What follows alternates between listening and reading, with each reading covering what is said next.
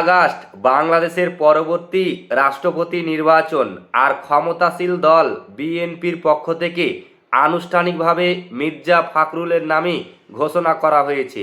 কিন্তু কেন তাকে বেছে নেওয়া হলো, আর তিনি রাষ্ট্রপতি হলে বিএনপির রাজনীতিতে কি বড় পরিবর্তন আসতে চলেছে, জানতে ভিডিওটি শেষ পর্যন্ত দেখবেন।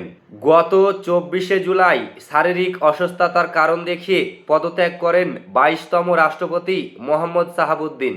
এরপর থেকে শুরু হয় নতুন রাষ্ট্রপতি কে হবে তা নিয়ে জল্পনা কল্পনা।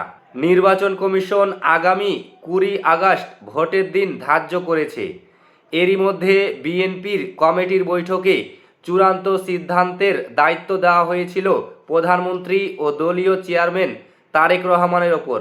অবশেষে 9 আগস্ট দলটির পক্ষ থেকে মির্জা ফখরুল ইসলাম আলমগীরকে রাষ্ট্রপতি পদের প্রার্থী হিসাবে চূড়ান্ত করা হয়েছে। যেহেতু সংসদে বিএনপির সংখ্যাগরিষ্ঠতা রয়েছে, তাই বলা যায় তিনিই হতে চলেছেন বাংলাদেশের 23তম রাষ্ট্রপতি। কিন্তু প্রশ্ন হলো, মির্জা ফখরুলকে কেন এই পদে আনা হচ্ছে? এর পেছনে 3টি বড় কারণ রয়েছে। প্রথমত, ত্যাগ ও অভিজ্ঞতা। গত 15 বছরে বেশি সময় ধরে দলের কঠিন পরিস্থিতিতে মির্জা ফখরুল রাজপথ থেকে বিএনপিকে নেতৃত্ব দিয়েছেন। তার এই ত্যাগের পুরস্কার হিসাবে তাকে রাষ্ট্রের সর্বোচ্চ সম্মান দেওয়া হয়েছে। দ্বিতীয়ত, সবার কাছে গ্রহণযোগ্যতা। শুধু বিএনপি নেতা কর্মীরাই নয়, সুশীল সমাজ এবং সাধারণ মানুষের কাছে মির্জা ফখরুল একজন পরিচ্ছন্ন ও মার্জিত রাজনীতিবিদ হিসাবে পরিচিত।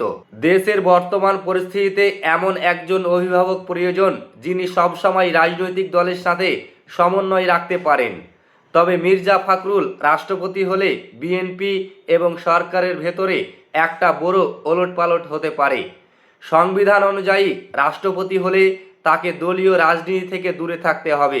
এর মানে হলো মির্জা ফখরুলকে বিএনপির মহাসচিব পদ এবং বর্তমান স্থানীয় মন্ত্রীর দায়িত্ব ছেড়ে দিতে হবে।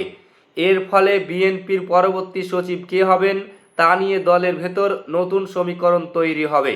দীর্ঘ লড়াই সংগ্রামের পর মির্জা ফখরুল ইসলাম আলমগীর বঙ্গভবনে যাওয়াটা কি বাংলাদেশের রাজনীতির জন্য ইতিবাচক, নাকি তাকে দলের মহাসচিব পদে রাখলেই বিএনপির বেশি শক্তিশালী হতো?